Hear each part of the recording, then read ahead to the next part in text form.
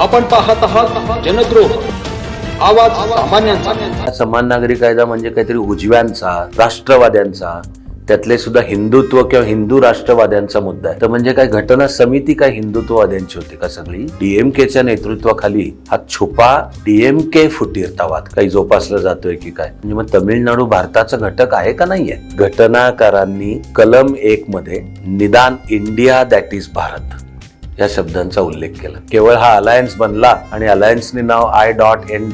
वगैरे घेतलंय म्हणून आता भारत हे पुढे आणा, मला नाही वाटत। देश, समाज, संस्कृती, तिचा इतिहास हे त्याहून खोल गोष्ट आहे। हा देश हजारो वर्ष भारत आहे। दोन मुद्दे, एक आत्ता समजा हे झालं तर उदाहरणार्थ उत्तर प्रदेशमध्ये लोकांनी 5 वर्षाच्या अजून टेन्युअरसाठी 22 साली योगींना मतदान केलंय, अशांचं काय? ज्यांच्या आत्ता इलेक्शन्स आहेत 6 महिने वगैरे, ठीक आहे। दुसरं, आता जर का 5 वर्षांनाच निवडणुका होणार असतील तर मध्येच सरकार कोसळलं, अविश्वास झाला, तर अशा वेळी तिथं नक्की काय होणार?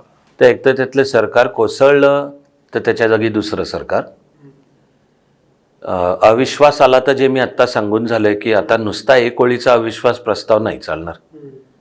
हे सभागृह सरकारवर अविश्वास व्यक्त करीत आहे, हे नाही चालणार। या सरकारवर अविश्वास आणि आम्ही त्याच्या जागी हे आणणार आहोत, त्याच्यावर विश्वास व्यक्त करीत आहे। मी आत्ताच्या ह्या 2 तरतुदी सांगितल्या ना, फिक्स टेन्युअर आणि constructive vote of no confidence, हे जर्मनीच्या राज्यघटनेत आहेत। आणि मी नव्याने नाही सांगतोय, भारतापुरतं म्हणायचं तर ही चर्चा 1999 पासून चालू आहे। तो जो एप्रिल 1999 मधला, त्यावेळी तो प्रस्ताव मांडला लालू प्रसाद यादव यांनी वाजपेयी सरकार विरुद्ध, आणि शेवटचं उत्तर पंतप्रधानांनी द्यायचं असतं। तर आता अटलजी शेवटी त्यांचं जे काही प्रसन्न व्यक्तिमत्व, कवी माणूस, पण आपण विसरू नको आहेत की ते तितकेच मुरलेले राजकारणी पण होते, म्हणजे कन्झ्युमेट पॉलिटिशियन।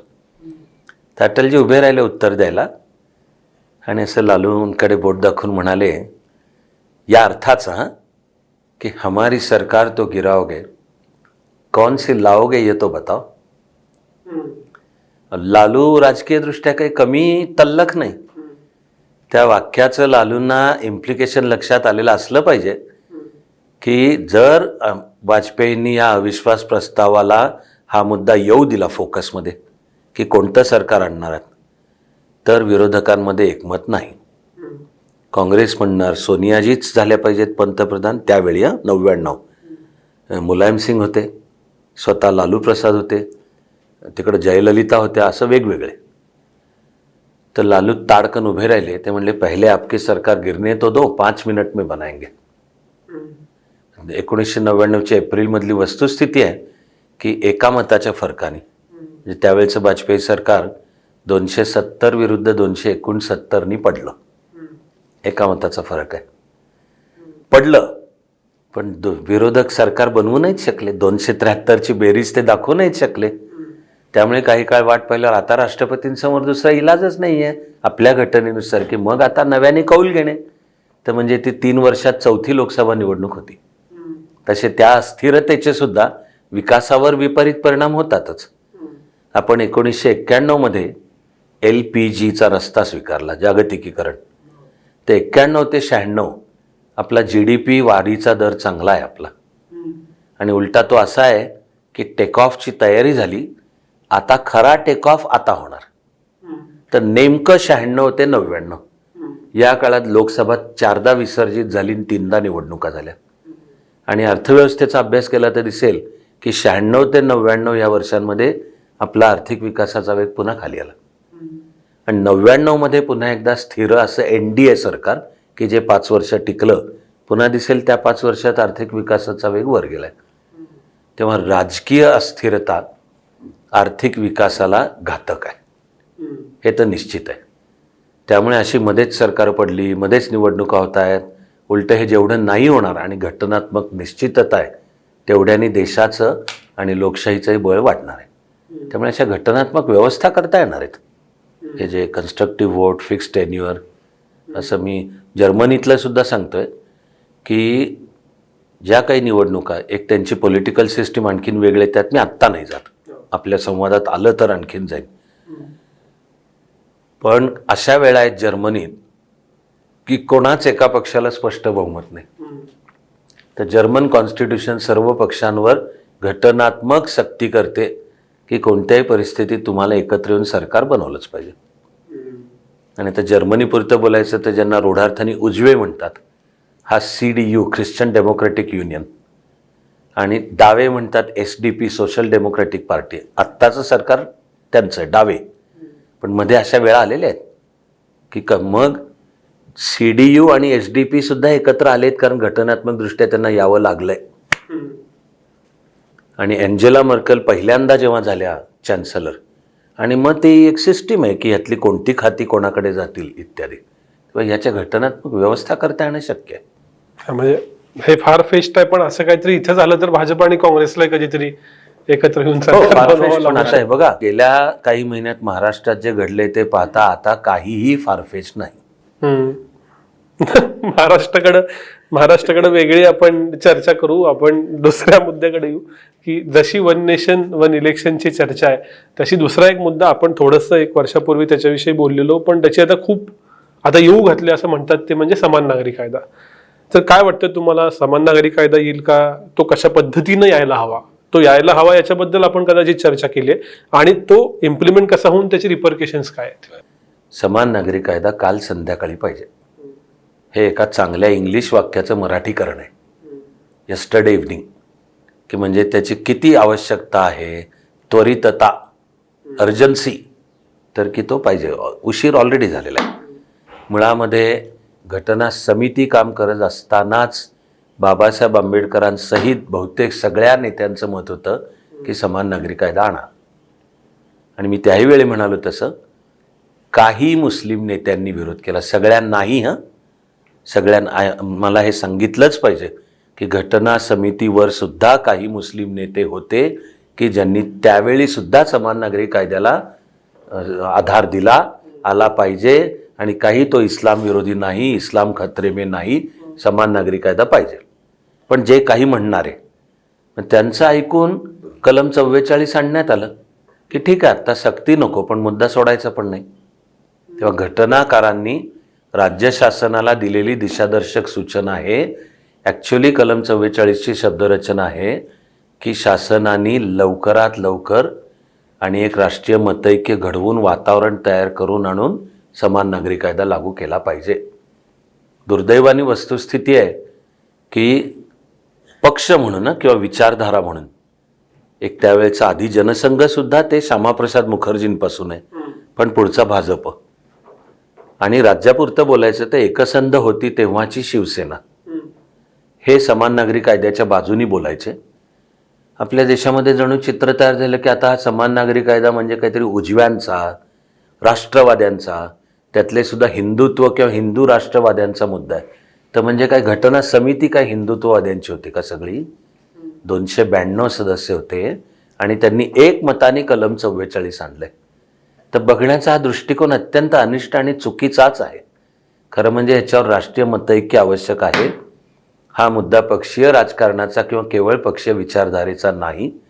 उलटा जर हा प्रश्न विचारला की कलम 44 मध्ये घटनाकारांनी जी जबाबदारी सोपवली ती पार पाडायला कोणत्या सरकारने काय केलं, तर एकूण मिळून केंद्र सरकारांकडे तर द्यायला फारसं काय प्रगती पुस्तकावर एंट्री नाहीत. काही राज्य सरकारांच्या आहेत काही प्रमाणात. तपशिलात जायचं झालं तर आपण त्याचे मुद्दे सांगू, पण करायला पाहिजे होत्या. उलट आहे की असलेल्या आणि सुप्रीम कोर्टाने चांदीच्या तबकात रेशमी रुमालाखाली घालून सादर केलेली संधी, पुन्हा हेही मूळच्या एका इंग्लिश वाक्याचं परत मराठीकरण आहे की ऑन द प्लॅटर.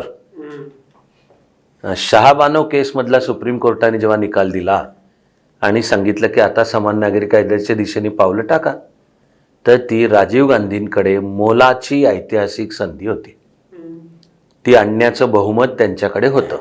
त्यांनी त्यावेळी बोट जरी उचललं असतं तर कोणाचीही देशात आणि लोकसभेतही म्हणण्याची म्हणजे की नाही नाही, आणि आवश्यकता त्यांच्याकडे जे दुहेरी बहुमत आणि निम्म्या राज्यांनी पण सगळं होतं त्यांच्याकडे. 1985 मध्ये समान नागरी कायदा घटनात्मक दृष्ट्या आणि लोकशाहीदृष्ट्या येऊ शकला असता आणि यायला हवा होता. पण राजीव गांधींनी शहाबानो प्रकरणात पहिल्यांदा अनुकूल भूमिका घेतली. त्यांचे मित्र आणि इस्लामचे ज्येष्ठ अभ्यासक आरिफ मोहम्मद खान यांनी लोकसभेमध्ये शहाबानो केसमधल्या सुप्रीम कोर्टाच्या निकालाचं समर्थन करणारं अप्रतिम भाषण केलं त्यांनी.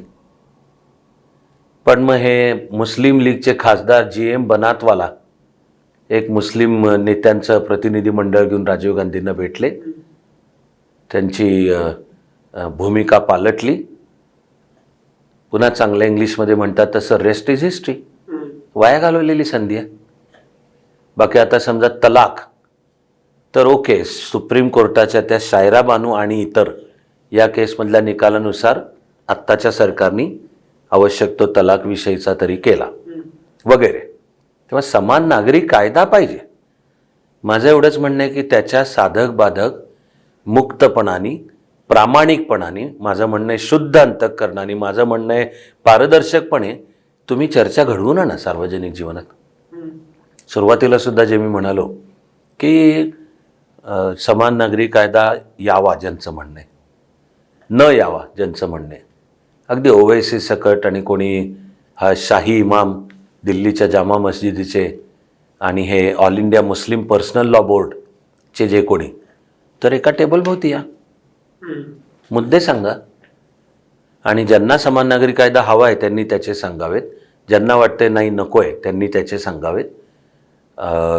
काही जणांना आता एकदम प्लुरॅलिझम आठवला. भारत बहुविध देश कायम आहे. भारतच काय, त्यातला जो हिंदू समाज आहे भारतभरचा, त्याच्यातही अक्षरशः लाखो बहुविधता आहेत. त्याचा आनंद आहे, त्याचं स्वागत आहे, त्याचा आदर आहे. पण हिंदू कोड बिल आलं ना, मग तसं आता समान नागरी कायदा यायला काय बाधा आहे? तेव्हा हे जे तथाकथित बहुविधतेचा युक्तिवाद, हे तर माझ्या मते ढोंगीचा युक्तिवाद आहे, कांगावा आहे हा. पण माझं म्हणणं आहे की चर्चा घडवून आणा सार्वजनिक जीवनात. मी म्हणेन प्रोसेस त्याची, अलीकडचं उदाहरण द्यायचं झालं तर NEP न्यू एज्युकेशन पॉलिसी, यावर सरकारने सार्वजनिक जीवनामध्ये देशभर चर्चा नीट घडवून आणल्या, आयोजित केल्या.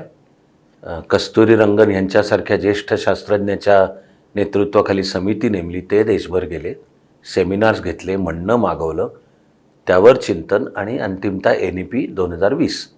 एक थोडं दुर्दैव आहे की तरी काही राज्य आणि त्याच्या दुर्दैवाने तामिळनाडू प्रत्येकाच याच्यावर भूमिका घेते. आम्ही नाही करणार, आमच्या राज्यात आम्ही नाही करणार. तो बहुधा वेगळा मुद्दा आहे की हा विशेषतः DMKच्या नेतृत्वाखाली हा छुपा DMK फुटीरतावाद काही जोपासला जातोय की काय, की नीट आणि सेट सुद्धा की आम्ही नाहीच करणार. म्हणजे मग तमिळनाडू भारताचा घटक आहे का नाही आहे? तसा तो वेगळा येईल. पण माझं म्हणणं आहे समान नागरी कायदा आवश्यक आहे, पण त्या दृष्टीने वातावरण तयार केलं जावं. मी एवढंही म्हणतो, आता हे दोन्ही मी एकत्र आणतो, की हा वन नेशन वन इलेक्शन हे मुद्दा अचानक नाही. काल परवामध्ये मी हेही वाचतोय की ऐन निवडणुकीच्या उंबरठ्यावर तुम्ही कसा काय काढताय. निवडणुकीच्या उंबरठ्यावर वगैरे अजिबातच नाही आहे. हा मुद्दा पहिल्यांदा संसदेमध्ये 1999 मध्ये लालकृष्ण अडवाणी उपपंतप्रधान, गृहमंत्री आणि संसदीय कार्याचे मंत्री, तेव्हा त्यांनी मांडलेला आहे. मधली सर्व वर्ष तो चालू आहे. 2014च्या BJPच्या निवडणूक जाहीरनाम्यात आहे. आणि वेळोवेळी वेळ काळ पाहून, पण पंतप्रधान मोदीसुद्धा वेळोवेळी हा बोललेत. त्यामुळे असं काही निवडणुकीच्या उंबरठ्यावर काढलं असं अजिबात नाही. सेम समान नागरी कायद्याबद्दल आहे की हा काही अशी आत्ताची येणारी निवडणूक तोंडावर आहे. काही जणांचं म्हणणं आहे पोलरायझेशन घडवून आणायला मुद्दाम काढलाय की समान नागरी कायदा, तर त्याला मुस्लिम समाजाचाही एक भाग, मी त्या 1 वर्षापूर्वीच्या याच्यातही त्यावेळी सांगितलं होतं की 47% भारतीय मुस्लिमांचा समान नागरी कायद्याला पाठिंबा आहे. आणि मुस्लिम महिलेचा आवाज, तर मला थोडी भीती आणि दुःख आहे की तो उमटायला योग्य व्यासपीठच नाही. त्यामुळे प्रामाणिकपणे कळायला की मुस्लिम महिला हिचं अभिप्राय काय आहेत.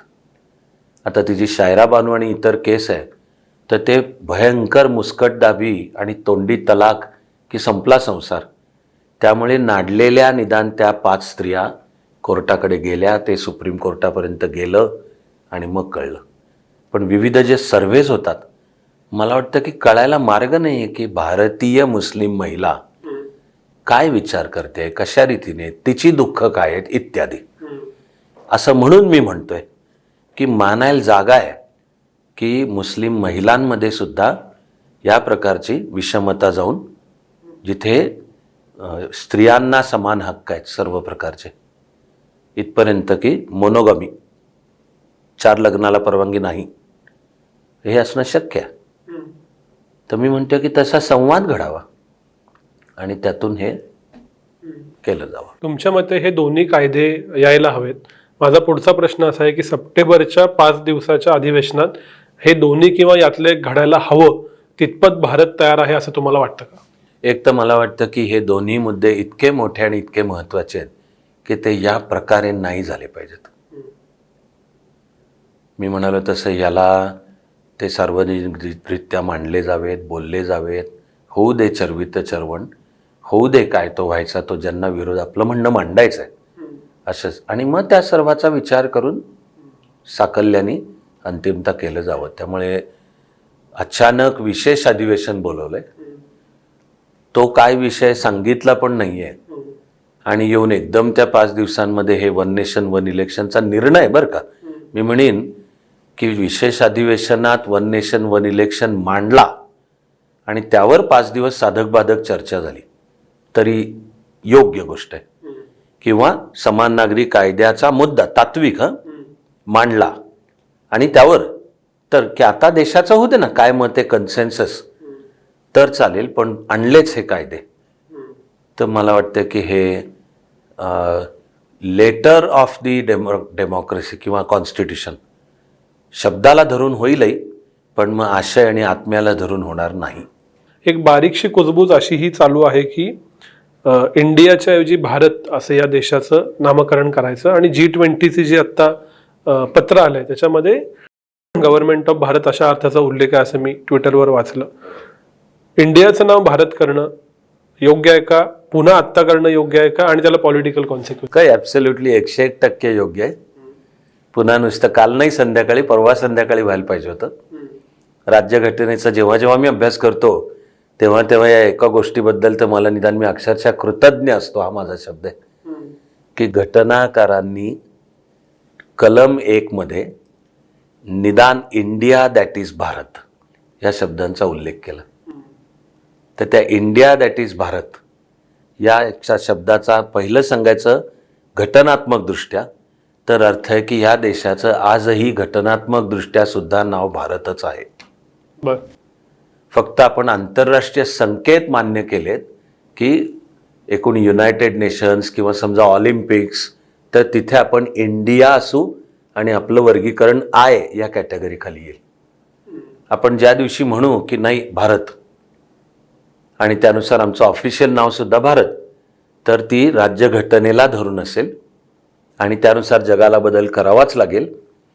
टर्की जसं सांगतं की नाही आमच्या देशाचं नाव तुर्की आहे आणि ताबडतोब त्या आंतरराष्ट्रीय पातळीला मान्य केलं जातं.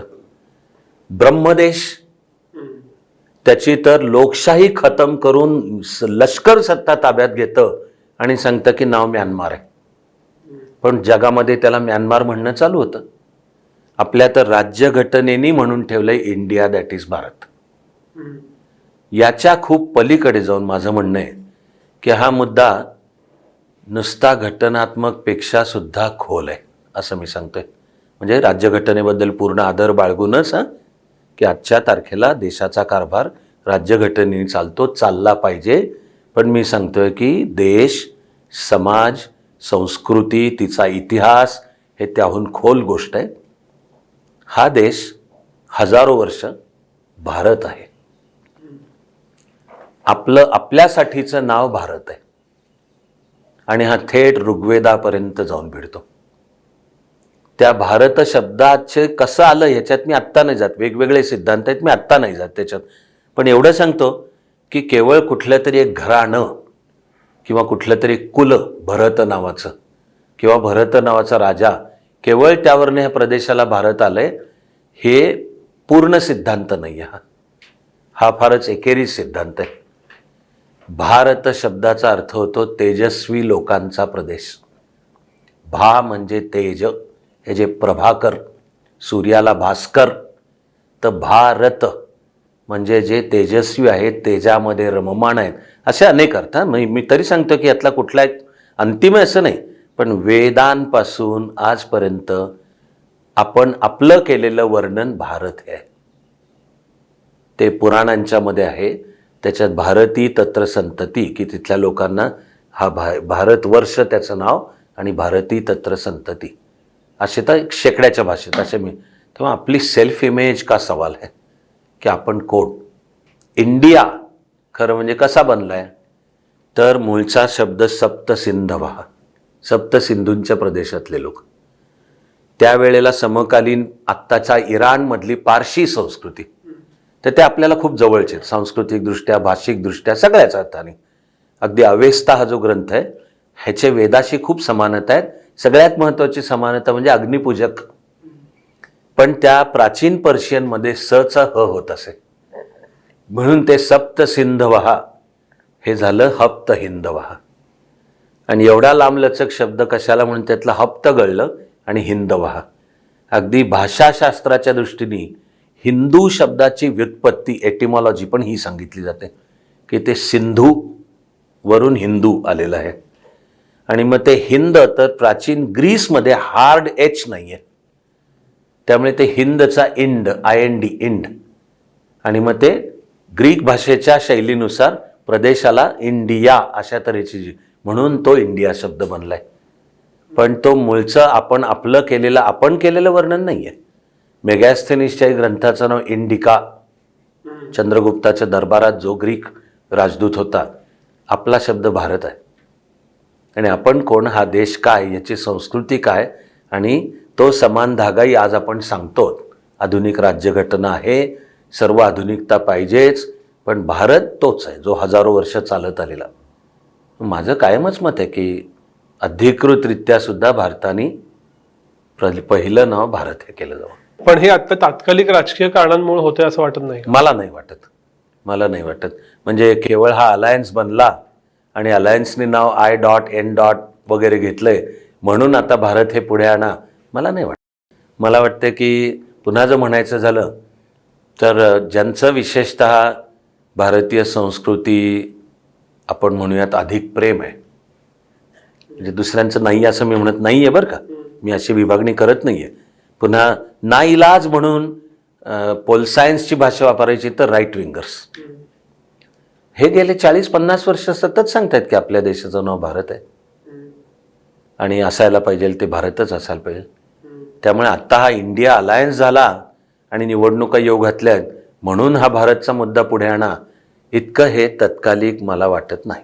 एवढ्या सगळ्या महत्वाच्या बदलांच्या कस्प वरती, ॲट द कस्प आपण म्हणतो, असा देश उभा आहे, कुठल्या दिशेला जाईल असं वाटतं? मला खात्री आहे की भारताचं भवितव्य उज्ज्वल आहे. कुठलाही समाज, कुठलीही संस्कृती, इतकंच काय व्यक्तीच्या जीवनात सुद्धा कायम संघर्ष चालू असतात, अडचणी असतात, दुःख असतात. दुःखातनं मुक्त असा तर ना व्यक्ती, ना समाज, ना सगळा देश. आपण जर समजा नुसता मानवी शरीराचा भौतिक पातळीला जरी विचार केला की हा आत्ता इथे मी बसलेलो आहे, ठीक आहे, ऐकणाऱ्यांना, तुला सुद्धा, की छान गप्पा चालू आहेत की आपल्या, ठीक आहे, पण या क्षणाला माझ्या शरीरात रोगजंतू आहेत की नाही त्याचं उत्तर आहे. शरीरामध्ये लढाई चालू आहे की नाही याचं उत्तर आहे चालू आहे दर क्षणाला. की माझ्या शरीरातले व्हाईट ब्लड कॉर्पोस्कल्स हे रोगजंतूंशी संघर्ष सतत, तो संपत नसतो कधी. पण सगळ्याचा समग्र विचार करून बुवा याचं आरोग्य कसं आहे, तर मी म्हणेन की आनंददायक आहे. पुढच्या वर्षांमध्ये कसं असेल, उत्तम असेल. आणि काळजी घ्यावी लागेल, व्यायाम करत राहावा लागेल. दुःख, अपयश, दैन्य याचे मुद्दे कोणते ह्याचं भान ठेवून, हे उगाच उथळ खोटा आशावाद नाही पाहिजे. पण सर्व साकल्याने विचार करून सुद्धा मी जेव्हा हा अमृतकाल येणार 2047, तर भारत एक सुदृढ, एक समर्थ देश की जो जगाला सुद्धा, मी त्याला एकदम विश्वगुरु हा मला आजच्या तारखेला अजून दावा फार मोठा वाटतो, पण एक आपोआप चांगला जुळलेला योग म्हणजे 15 ऑगस्टच्या भाषणात पंतप्रधानांनीच एक फार मस्त शब्द वापरला की भारत विश्वमित्र. धोरणं काय भारताची?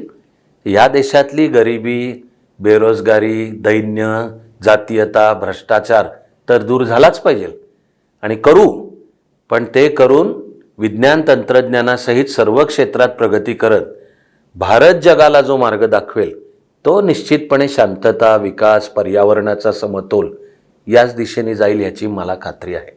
सर, तुमचे खूप खूप आभार. राज्याबद्दल बोलायचं राहिले, पण देशाबद्दलही कदाचित अजून बोललो असतो. तुम्ही एवढा वेळ दिलात आणि नेहमीप्रमाणे इंटरेस्टिंग गोष्टी ऐकायला मिळाल्या. परत भेटूया, पण आज इथंच थांबू. धन्यवाद. जनद्रोह आवाज सामान्यांचा या चॅनलला लाईक करा, शेअर करा, सबस्क्राईब करा.